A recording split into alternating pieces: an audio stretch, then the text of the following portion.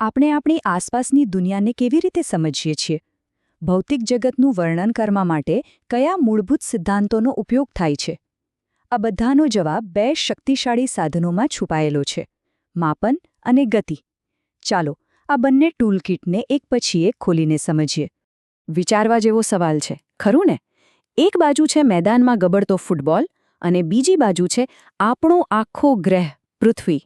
આમ તો જુઓ તો બંને વચ્ચે કોઈ સમાનતા ના લાગે. પણ શું થાય જો એમ કહેવામાં આવે કે બંનેની ગતિમાં એક ઊંડું રહસ્ય છુપાયેલું છે? અંત સુધીમાં આ રહસ્ય પરથી ચોક્કસ પડદો ઉઠી જશે. કોઈ પણ વસ્તુને સમજવાની આપણી સફર એક પાયાના સાધનથી શરૂ થાય છે, અને એ છે માપન. એને એક એવી સાર્વત્રિક ભાષા સમજો જે આપણને બ્રહ્માંડની દરેક વસ્તુનું કદ, અંતર અને આકાર સમજાવવામાં મદદ કરે છે. ચાલો એક કલ્પના કરીએ. એક મોટા કબાટની લંબાઈ માપવી છે, પણ આસપાસ કોઈ માપપટ્ટી નથી. તો શું કરીશું? મોટાભાગના લોકોના મનમાં પહેલો વિચાર શું આવશે?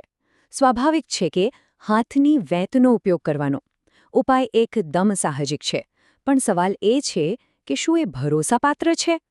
અને બસ અહીં જ પ્રમાણભૂત માપનનું સાચું મહત્વ સામે આવે છે. જુઓ, દરેક વ્યક્તિની વેંત અલગ અલગ હોઈ શકે છે, એટલે દર વખતે માપ પણ અલગ જ મળશે. પણ જ્યારે આપણે મીટર કે સેન્ટીમીટર જેવી કોઈ એક સાર્વત્રિક ભાષાનો ઉપયોગ કરીએ, ત્યારે દુનિયામાં ગમે ત્યાં કોઈ પણ વ્યક્તિને એક જ સચોટ પરિણામ મળે છે. આ જ સિદ્ધાંત તો વિજ્ઞાન, વેપાર અને ટેકનોલોજીનો પાયો છે. તો દરેક સાચું માપન એક નાનકડી વાર્તા જેવું છે, જેના બે મુખ્ય પાત્ર છે. એક છે સંખ્યા અને બીજો છે એકમ. સંખ્યા આપણને કહે છે કેટલું અને એકમ કહે છે શું. જો ખાલી એટલું કહીએ કે 5, તો એનો કોઈ અર્થ નથી. પણ જો એમ કહીએ કે 5 સેન્ટીમીટર, તો આખી વાત સ્પષ્ટ થઈ જાય છે. તો આ વૈશ્વિક સાર્વત્રિક ભાષા છે કઈ, જેણે આખી દુનિયાને જોડી દીધી? એ છે મેટ્રિક સિસ્ટમ. ચાલો જરા ઊંડા ઉતરીને જોઈએ કે આ સિસ્ટમમાં એવું તો શું ખાસ છે. મેટ્રિક સિસ્ટમની ખરી સુંદરતા એની તાર્કિક રચનામાં છે. એ એક સીડી જેવી છે. આપણે શું માપી રહ્યા છીએ તેના આધારે આપણે સરળતાથી એક પગથિયા પરથી બીજા પર જઈ શકીએ છીએ. શહેરો વચ્ચેના વિશાળ અંતર માટે કિલોમીટર, તો સિક્કાની પાતળી જાડાઈ માટે મિલીમીટર. એકદમ સરળ. અને આ સીડીનો જાદુ શું છે ખબર છે? એ છે 10નો આંકડો. બધું જ 10, 100 કે 1000ના ગુણાંકમાં છે. 1 કિલોમીટરમાં 1000 મીટર, 1 મીટરમાં 100 સેન્ટીમીટર. આ દશાંશ આધારિત ગણતરી તેને ખૂબ જ સરળ અને શક્તિશાળી બનાવે છે. અને એટલે જ વૈજ્ઞાનિકો અને એન્જિનિયરોને તે આટલી બધી ગમે છે. અને હા, દરેક કામ માટે જેમ એક ખાસ સાધન હોય, તેમ માપન માટે પણ છે. નાની વસ્તુઓ માટે માપપટ્ટી, તો લાંબા અંતર કે વક્ર સપાટીઓ માટે માપન ટેપ. યોગ્ય સાધન આપણને સચોટતા આપે છે. અને ક્યારેક તો વક્રરેખા માપવા માટે એક સાદો દોરો પણ ચમત્કાર કરી શકે છે. સારું, તો હવે આપણે સ્થિર વસ્તુઓનું વર્ણન કરવાની ભાષા શીખી ગયા. પણ આપણી દુનિયા ભાગ્યે જ સ્થિર હોય છે, બરાબર ને? વસ્તુઓ તો સતત હલનચલન કરે છે. આ ગતિશીલ દુનિયાને સમજવા માટે આપણને આપણા બીજા સાધન સંગ્રહની જરૂર પડશે: ગતિની ભાષા. ગતિ એટલે શું? ખરેખર તો એ ખૂબ જ સરળ છે. સમયની સાથે કોઈ પદાર્થના સ્થાનમાં થતો કોઈ પણ ફેરફાર. જેમ કે જ્યારે કોઈ બોલને ફેંકે છે અને તે એક જગ્યાએથી બીજી જગ્યાએ જાય છે, તો એમ કહેવાય છે કે તે ગતિમાં છે. અને ગતિની જે વિરુદ્ધ અવસ્થા છે, તે છે સ્થિરતા. જો કોઈ વસ્તુ સમય પસાર થવા છતાં પોતાની જગ્યાએ જ રહે, તો તે સ્થિર છે. એકદમ સરળ. આપણી આસપાસની ગતિઓ ઘણીવાર જટિલ લાગે છે, પણ એક મજાની વાત એ છે કે લગભગ દરેક જટિલ ગતિ ફક્ત અમુક મૂળભૂત પ્રકારોના મિશ્રણથી બનેલી હોય છે. ચાલો આ મૂળભૂત બિલ્ડિંગ બ્લોક્સને ઓળખીએ.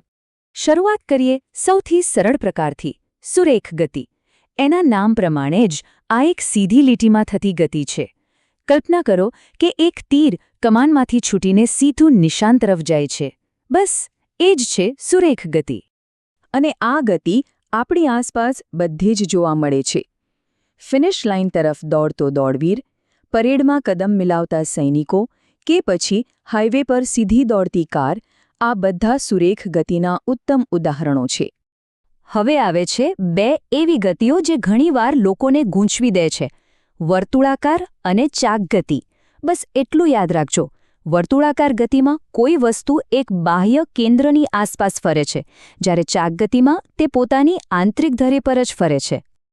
આને સમજવા માટે એક ઉદાહરણ જોઈએ. એક ફરતો ભમરડો પોતાની ધરી પર ફરે છે, એટલે તે ચાક ગતિ છે. પણ ઘડિયાળના કાંટાની ટોચ ઘડિયાળના કેન્દ્રની આસપાસ ફરે છે, માટે તે વર્તુળાકાર ગતિ છે. જોયો તફાવત? છે ને સરળ? આપણો ત્રીજો મૂળભૂત પ્રકાર છે આવર્ત ગતિ. આ એવી કોઈપણ ગતિ છે જે એક નિશ્ચિત સમય પછી વારંવાર પુનરાવર્તિત થાય છે. બગીચામાં હિંચકા પર ઝૂલતા બાળકની કલ્પના કરો. આગળ પાછળ, બસ એ જ છે આવર્ત ગતિ. જેમ કે ઘડિયાળના લોલકનો ટક-ટક અવાજ, ગિટારના તારનું કંપન કે પછી હિંચકાની લયબદ્ધ ગતિ. આ બધી હલચલ એક જ પેટર્નને વારંવાર સમયસર પુનરાવર્તિત કરે છે. અને અહીંથી જ ખરી મજા શરૂ થાય છે. કારણ કે વાસ્તવિક દુનિયામાં આ સરળ ગતિઓ ભાગ્યે જ એકલી જોવા મળે છે. તેઓ એકબીજા સાથે જોડાઈને એક પ્રકારનું નૃત્ય કરીને આપણી આસપાસની દરેક જટિલ અને સુંદર હલનચલન બનાવે છે. અને આ જુઓ, કેટલું અદ્ભુત છે! મેદાન પર ગબડતો ફૂટબોલ એકસાથે આગળ પણ વધી રહ્યો છે, એટલે કે સુરેખ ગતિ, અને પોતાની ધરી પર ફરી પણ રહ્યો છે, એટલે કે ચાક ગતિ. સિલાઈ મશીનમાં વ્હીલ ચાક ગતિ કરે છે, જ્યારે સોય ઉપર નીચે આવર્ત ગતિ કરે છે. આ ગતિઓનું એક સુંદર સંયોજન છે. અને હવે આપણે એ જ પ્રશ્ન પર પાછા ફરીએ જેની સાથે આપણે શરૂઆત કરી હતી. કારણ કે ગતિના સંયોજનનો આ નિયમ ફક્ત રોજિંદા વસ્તુઓ પર જ નહીં, પણ આખા બ્રહ્માંડ પર લાગુ પડે છે. તો એક ગબડતા ફૂટબોલ અને આપણા ગ્રહ પૃથ્વીમાં શું સમાનતા છે? જવાબ છે, બંને એક જ સમયે એક કરતાં વધુ ગતિઓનું પ્રદર્શન કરે છે. જેમ ફૂટબોલ આગળ વધે છે અને ફરે છે, તેમ આપણી પૃથ્વી પણ પોતાની ધરી પર ફરે છે, ચાક ગતિ, અને સાથે સાથે સૂર્યની આસપાસ પરિક્રમા કરે છે, વર્તુળાકાર અને આવર્ત ગતિ. બંને જટિલ ગતિના સુંદર ઉદાહરણો છે, જે સરળ ગતિઓના મિશ્રણથી બનેલા છે.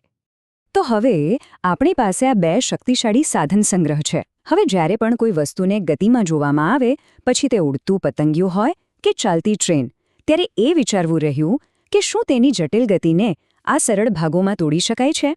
દુનિયાને જોવાની આ નવી રીત આપણને ક્યાં લઈ જાય છે, તે જોવું રસપ્રદ રહેશે.